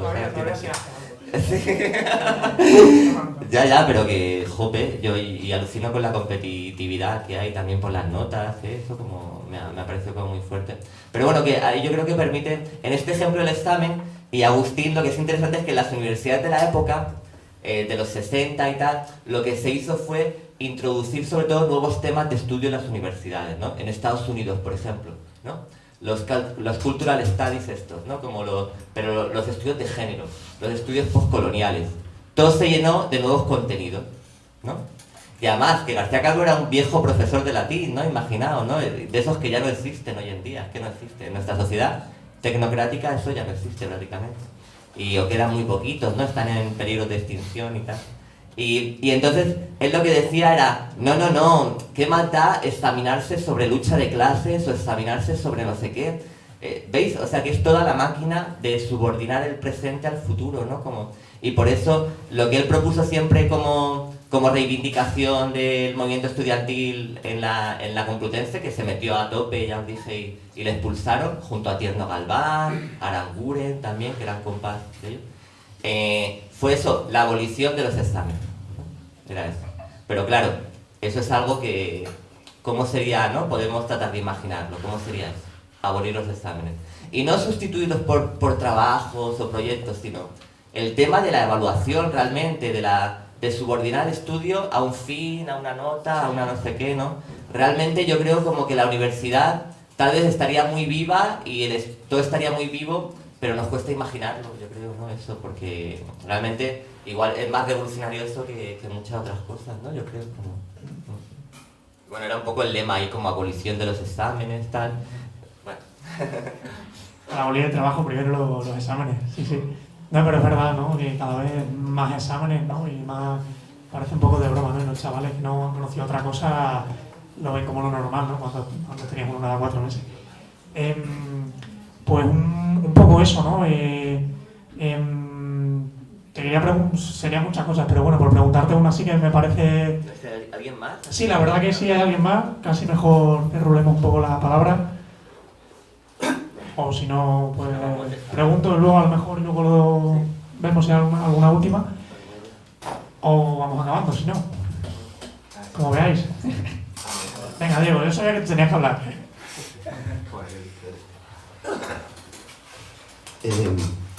Una cuestión que yo le observé varias veces, se ha leído también, en esto de la deconstrucción de contra el individuo, la importancia del lenguaje, ¿no? Y cómo, a pesar de que fuera filólogo, que escribía poesía, teatro, llevaba a cantar, que mejor que no hubiera cantado, cómo hablaba de cómo el lenguaje te limita, ¿no? Y cómo cuando hablamos de las cosas ya estamos limitando y limitándonos, ¿no? Yo creo que eso es un aspecto muy importante porque se lo escuché en varias conferencias, ¿no? Recuerdo cuando decía, es que claro, decir anarquista, cuando alguien dice anarquista, dice, es que estás perteneciendo a... Entonces no eres anarquista. Quizás sería mejor decir, soy anárquico, ¿no? Que quiere decir con comportamiento. Recuerdo eso de una conferencia. Entonces, lo importante, lo que quería decir que era el cómo hablaba mucho contra el lenguaje, a pesar de ser filólogo, poeta y sobre eso. De hecho, tú lo dices en el libro, ¿no? De no anarquista, sino trabajo anárquico, ¿no? Sí, sí. Sí, y es verdad como que, ¿no? Como es lo que decía antes de lo vivo y lo palpable, ¿no? Como lo importante no son las palabras, porque es verdad que las palabras siempre, ¿no? Al final un perro, llamas perro a un perro y hay 800.000 tipos de perros, 800.000 experiencias con perros, 800.000, ¿no? Y entonces lo importante es lo vivo y lo palpable, o sea, como más bien la sensación, el cuerpo, eso es lo importante para él. Y entonces el lenguaje no puede tampoco decir eso, ¿no? Como el lenguaje tiende siempre a identificar, a poner etiquetas. Y es verdad que él decía como que ser anarquista le parecía una... Alguien que dice que soy anarquista le parecía una estupidez increíble, ¿no? Porque como para él eso era lo contrario de ser. Ser algo ya es tener una identidad, ¿no? Ya es clasificarte, ¿no? Están los anarquistas, los no sé qué, los no sé cuántos, los no sé quintos, ¿no? Y formas parte del sistema, ¿no? En el fondo, pues al lado igual está el Corte Inglés, y están los Ateneos Libertarios, y están las CNT. Sí, y eso. Y por eso lo interesante es cuando todo eso se mueve, cuando se crean espacios más de indefinición, ¿no? Y él habla del corazón anárquico, todo eso, ¿no? Y bueno, y esto del individuo, ¿no? Por ejemplo, estos momentos políticos, cuando lo que tú cuentas tanto como yo, ¿no? Por ejemplo, esos colectivos, ¿no? Que igual alguien lo ha hecho alguna vez, ¿no? Que le ponen o la policía dice que alguien hizo no sé qué y se presenta un montón de gente diciendo que lo hizo él, ¿no? Eso es. Por ejemplo, eso es algo que tiene que ver con no ser un individuo, ¿veis? Sino realmente decir, fuiste tú, pero podría haber sido yo, no tiene ninguna importancia el individuo que hizo eso, ¿no? Es que eso, son como cosas que permiten como salir de esas prisiones de ideas, prisiones de palabras, ¿no? En las que estamos siempre un poco metidos. Me recuerda eso solo un apunte, pero el tema, la concepción que tenemos del derecho, ¿no? Que es intrínseca pues para empezar al Estado, ¿no? Para muchas cuestiones de la vida y a la economía y tal, que en muchas culturas indígenas, por ejemplo, no existe el derecho individual, entonces no existe la culpa sobre el individuo concreto, ¿no? Aunque también tienen maneras de evitar que cosas que no desea la comunidad pues se repitan, o que comportamientos egoístas y tal, pero no existe, incluso con el que ha creado un mal, no existe, digamos, la categoría individual de delito individual, sino que se entiende que es algo que algo va mal, digamos, en general, ¿no? En conjunto. No existe tampoco la noción de reivindicar un derecho individual colectivo. Vale, pues no sé, yo no voy a decir nada más, pero a lo mejor vosotros sí. Entonces, si a alguien más le apetece, o a lo mejor ya se ha dicho lo que se quería decir. Seguimos en la ambigú. Seguimos en el ambigú, eso es siempre así, la charla continúa, la informal. Bueno, tampoco Venga, te lo comento ya que así muy breve. La última pregunta. La última pregunta, ¿no? de la sesión de... No, ahora habrá unas cuantas más. La cerveza es más fácil. No, pero te iba a preguntar, que también aparece muy al final, ¿no? Y es una cosa que... luego aparte una cuestión muy interesante en el libro respecto al feminismo anarquista, a salirse también de las nuevas identidades del feminismo, y lo ligas con lo del deseo y el cuerpo, que me parece ahí brillante, ¿no? Pero te iba a preguntar otra cosa, que a lo mejor también tiene que ver, pero el tema de la libertad, ¿no? Y cómo... vamos, esto no es que esté en García Calvo, o sea, esto es algo que estamos viviendo también hoy, ¿no? El tema de cómo eso es una reivindicación de... ya no solo de la Gracia, sino de la izquierda, y cómo la izquierda cada vez lo reivindica menos, ¿no? Esto viene de los discursos securitarios de Estados Unidos, lo que queramos, y se nota más con la pandemia, pero independientemente. Reivindicamos hoy, parece que reivindicar la libertad es algo individualista, que no mira por el bien común, casi infantil, y cuando reivindicar la libertad es reivindicar la libertad también de todos, no es algo individual, ¿no? Y algo así como que decía en el libro, ¿no? Como que le hemos dejado ese terreno a la derecha, ¿no?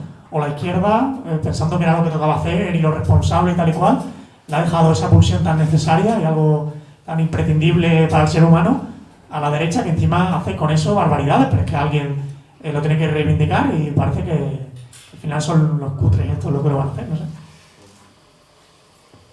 Sí, yo creo que sí, que vivimos en una situación un poco extraña, ¿no? Como eso, como que es verdad que parece como que la libertad es algo de derechas o algo así, ¿no? O como parece que hoy en día la gente como por así decirlo, contracultural o que hace este tipo de actos heterodoxos, ¿no? Enseguida se identifica, ¿no? Hay gente que dice que Bolsonaro es, ¿no? Es heterodoxo, es contracultural, o yo qué sé, historias así, o Trump, ¿no? O Trump, no sé qué, ¿no? Como que esa gente es realmente la gente libertaria, ¿no? Y realmente es como terrible, ¿no? Eso, ¿no? Como, y no solo, también por perder el sentido un poco de la... ¿no? de la palabra libertad como una búsqueda como que es como realmente completamente como contra el Estado, contra el capitalismo, como realmente contra todo eso, ¿no? Y se ha dejado...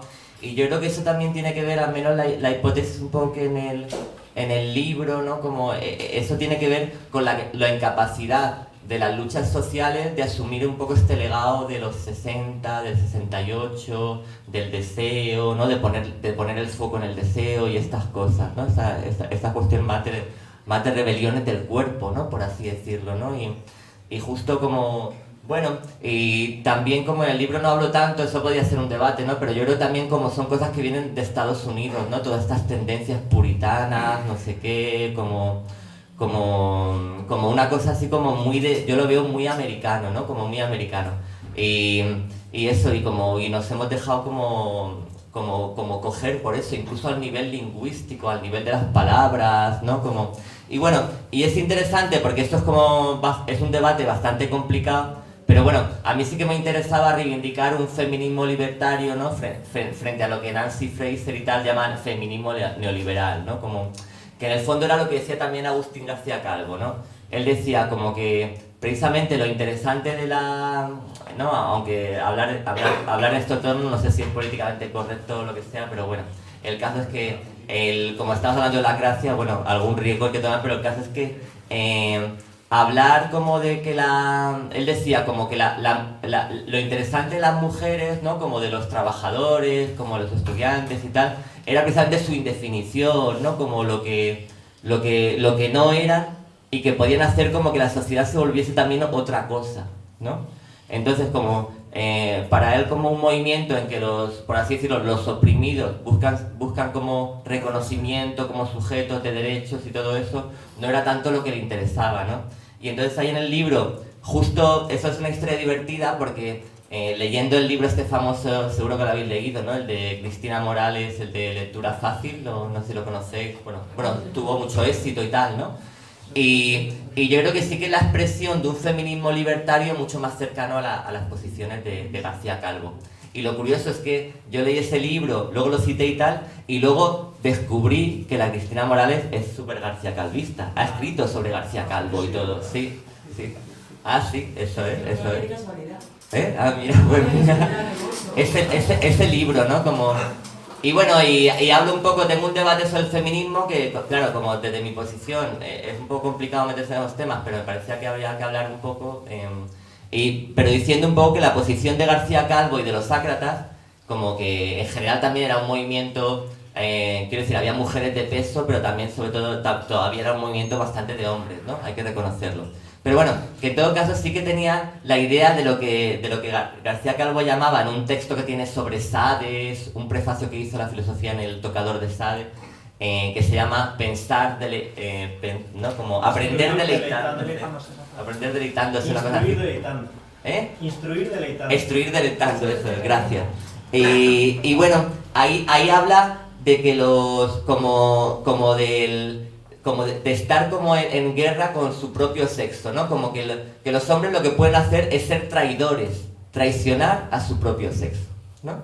Y luego ya lo que hagan las mujeres, pues bueno, ¿no? Algunas cosas igual pueden ser más interesantes que otras, pero en todo caso decía, nuestro papel en el tema del feminismo es traicionarnos a nosotros mismos, ¿no? Traicionar a la clase masculina, ¿no? A la que formamos parte, ¿no? Como acabar con toda solidaridad entre patriarcal, ¿no? Es un poco eso lo que plantea. Y yo creo que sí que conecta con ciertos feminismos libertarios que no quieren tampoco, no sé, que no quieren que, como decía Agustín a veces, ¿no? El problema de los movimientos nacionalistas, por ejemplo, ¿no? Por eso la Comuna era antinacionalista, es que está España y los movimientos nacionalistas quieren hacer otras Españitas, decía él, ¿no? Como más Españitas, más estados, no sé qué, ¿no? Y claro, y el problema de cierto feminismo que yo ahí como llamo neoliberal con Nancy Fraser, es eso también, como que a veces parece como que las mujeres son como nuevos hombrecitos, ¿no? Y en todo caso no era eso lo que le interesaba a Agustín, ni creo que lo que interesa a Cristina Morales, o hablo de otra gente como de Latinoamérica también, ¿no? Como, bueno, de cierto feminismo más popular, como un poco diferente a este feminismo muy individualista, muy capitalista que nos viene de Estados Unidos a veces, yo creo, ¿no? Y bueno, y que también es verdad eso, como que hace que crezca una cultura muy de la denuncia, de tener mucho cuidado con lo que se hace, con lo que se dice, no sé qué, que me parece un poco peligrosa, ¿no? Porque al final parece que solo crean escándalo la derecha, ¿no? Que los libertarios son solo los de la derecha, ¿no? Es como, eso me parece un poco peligroso, ¿no?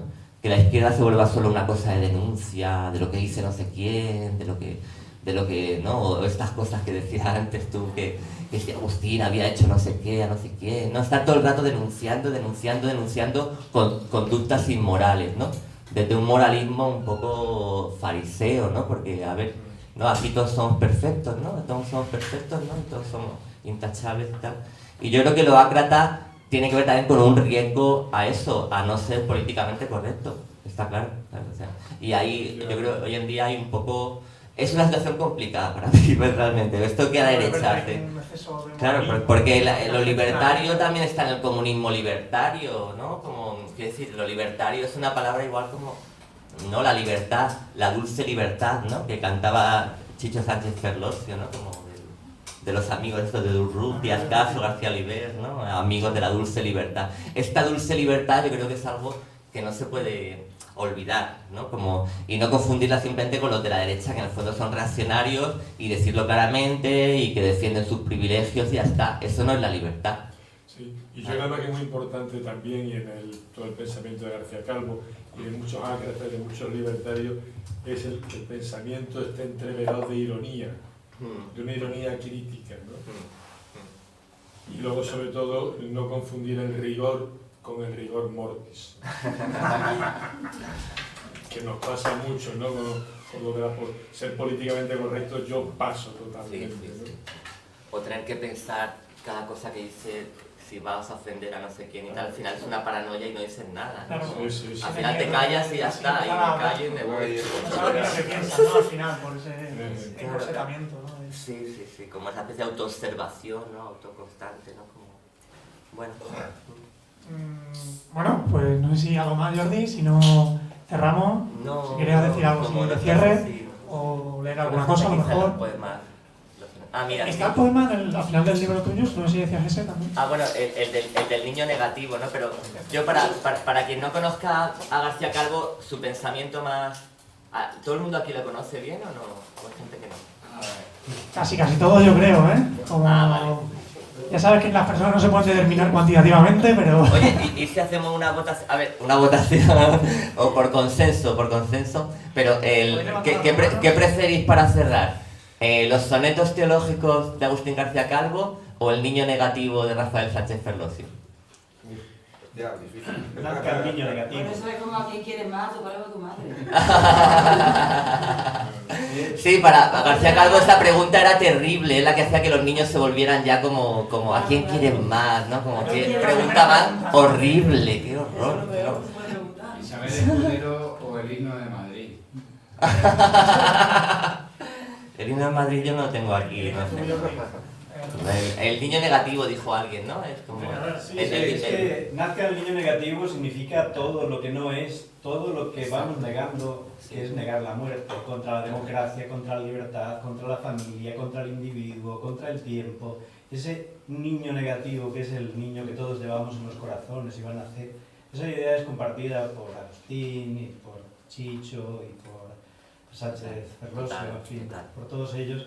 Y es esa forma de matar la muerte, negar todo, como niega, y precisamente Zamora es la negación de la bandera, los jirones de los estandartes de los romanos, y por eso precisamente es antinacionalista y es zamorana.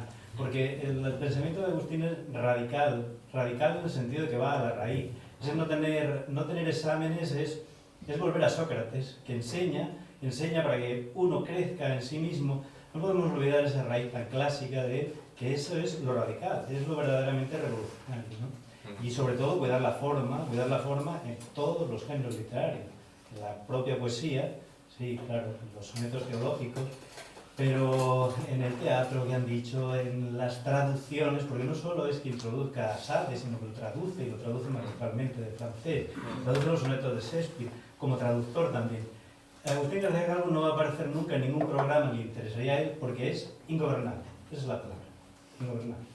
Entonces el niño negativo define muy bien todo esto, matar a la muerte, que es todo el libro de poesía que significa, creo yo, de una forma extraordinaria, el negar la muerte en todas sus formas, que es el libro de conjuros. El libro de conjuros, cualquier poema de esos o el niño negativo podría cerrar muy bien esto, creo. Bueno, y luego ponemos la música del libre te quiero. Bueno, hay que ponerlo luego, ¿eh? Yo solo tengo que... Bueno, para mí un poco la estrategia de Agustín, no voy a leerlo, si queréis no leo nada, pero bueno, estos dos versos de los sonetos teológicos que dice: luz que medra en la noche, más espesa hace la sombra, y más durable acaso, ¿no? O sea, no se trata de triunfar, de llegar al orden del día, de salir en los periódicos, sino hacer que todo lo que está en las sombras dure más, sea más espeso, ¿no? Como por eso yo creo que es una labor completamente contracultural, ¿no? Como un pensamiento el pensamiento que buscó García Calvo es esa especie de luz que medra en la noche, ¿no? Yo al menos lo entendí así. Y bueno, y lo del niño negativo también es como muy interesante, pero yo también traté de mostrar que alrededor de estos grupos ácratas, tanto intelectuales como activistas, ¿no? Que también, ¿no? Hay una parte activista muy potente y tal, pero un poco entre las dos cosas, y realmente había el proyecto de otro país que no era el que surgió de la transición, ¿no? Como la España de nunca, ¿no? Decía como con Machado Agustín en un texto sobre los apotegmas, a propósito de Marx y tal. Y, o sea, como que lo que no ha sido nunca este país, lo fuera, ¿no? No la esencia de España, no sé qué, no sé más, sino lo que nunca fue, ¿no? Lo que no fue nunca, ¿no? Y bueno, pero para mí esa es la tradición precisamente del comunismo libertario y bueno, y un poco lo que toca con este país, con el tipo de, ¿no? La singularidad que ha habido, ¿no? Como que mientras en tantos otros países los movimientos que los trabajadores se organizaban, ¿no? Como los partidos comunistas y demás, o socialdemócratas, aquí lo que pegó más fuerte, desde luego, es el anarcosindicalismo, ¿no? Como entre los trabajadores, en fin, toda esa historia ya la conocemos. Pero bueno, que conectaban con esas luchas, conectaban con ese pasado. ¿Cómo matar a la muerte? Matar a la muerte quiere decir eso también, ¿no? Que al final el título y no he dicho nada, pero que no se trata de, por ejemplo, de decir viva la vida, porque la vida que decimos viva la vida es una vida ya mutilada. Hay que matar primero a la muerte que ya existe, ¿no? Y eso en España se ve muy claro, ¿no? Matar a la muerte que hizo el franquismo, ¿no? Como que los muertos, ¿no? Como no solo la muerte de matar a un montón de gente, ¿no? Sino también la muerte del muerto, ¿no? La muerte, la fosa común, ¿no? La fosa común, la desaparición del muerto, ¿no? Que la gente ni siquiera tiene su propia muerte, ¿no? Y todo eso. Y bueno, yo creo que este movimiento trató de... Sí, para él lo interesante que había que decir no era viva la vida, sino vivan los muertos, ¿no? Para él, muerte a la muerte era lo mismo que vivan los muertos, ¿no? Por eso esta idea un poco que os decía antes también de la resurrección y tal, y bueno, y no sé, seguro que me dejo un montón de cosas, pero por ahí va esto de matar a la muerte, este gesto como negativo, ¿no? Primero destruyamos lo que está muerto, ¿no? Y tal vez, solo quitando eso, algo de vida pueda surgir, ¿no? Pero no nos encantemos tampoco demasiado con la vida, porque es una vida a la que tenemos muy encerrada, muy clara y todo eso. Sí, de hecho, los más idealistas son los de derecha, ¿no? Son sí. La vida habrá que ver qué es lo que es, ¿no? Pero bueno, espero que, no sé, si ya que haya quedado alguna cosilla por ahí, y no sé si no tiene nada más que decir nadie, pues muchas gracias y realmente como me gusta mucho. ¿Cuál? Vale, léelo tú. Bueno, venga, sí. Como tú quieras. Vale. Fijaos, ¿no? Que más que anarquistas eran negativos esta gente, ¿no? Era lo negativo, ¿no? Y es un villancico, ¿no? Como que nazca el niño negativo es como el español, por así decirlo, de nunca, ¿no? La nueva... Bueno, lo que nunca ha existido aquí y que se ha luchado por ello, ¿no? Y que yo entiendo que tiene que ver con el comunismo libertario, ¿no? Como, nazca el niño negativo, nadie, nunca, nada, no. Se amanece la arrogancia de la fuerza y el valor, niño débil y cobarde, niño noche y deserción. Nazca el niño negativo, nadie, nunca, nada, no. Si relumbran los fusiles de la blanca afirmación, niño oscuro, niño inerme, niño niebla y evasión. Nazca el niño negativo, nadie, nunca, nada, no. Si los médicos prescriben la alegría y la salud, niño triste, niño enfermo, sin niñez ni juventud. Nazca el niño negativo, nadie, nunca, nada, no. Si en el quicio de la carne la palabra se extinguió, niño niño, niño niña, niño luna, niño sol. Nazca el niño negativo, nadie, nunca, nada, no. Si a la luz de la justicia toda culpa se aclaró, niño bueno, niño malo, sembrador de confusión. Nazca el niño negativo, nadie, nunca, nada, no. Si la lógica decide de la verdad y el error, niño cierto, niño falso, blanco de contradicción. Nazca el niño negativo, nadie, nunca, nada, no. Si entre la carne y el verbo imposible fue el amor, niño nadie, niño nunca, niño nada, niño no.